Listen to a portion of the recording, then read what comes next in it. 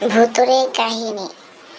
মেয়েটা রুমের মধ্যে দুষ্ট ভূত ঢুকে পড়ল। তখন মেয়েটা হুট করে বলল যে আসলে এটা কি হতে পারে, এই ভর দুপুরে ঘরে কিভাবে ঢুকতে পারলো। তখনই মেয়েটা বলছে আজ ভূতকে আমি যে প্রকারে হোক তাড়া করছি। তখনই ভূত পিছন দিকে বলছে না, তুই তাড়া করতে পারবি না, তোর ঘরে ঢুকে পড়েছি, তোকে আমার পছন্দ হয়েছে, আমি তোর সাথেই থাকবো।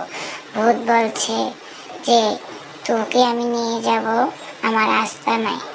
তখন মেয়েটা বলল না, আমার ভাই আছে, আমরা দুই ভাই বোন, আমাদের মা বাবা নেই, আমাকে কিছু করো না, খেও না, আমার ভাইটা কোথায় যে গেছে খুঁজে পাচ্ছি না, আমাকে তুমি ছেড়ে দাও, আমি রুম থেকে বের হয়ে আমার ভাইটাকে খুঁজে নিয়ে আসি।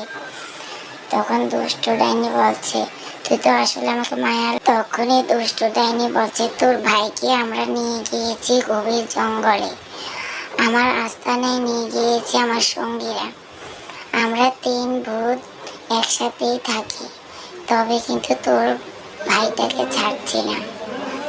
এখন কি করবে, তখন খুঁজে পাচ্ছে না।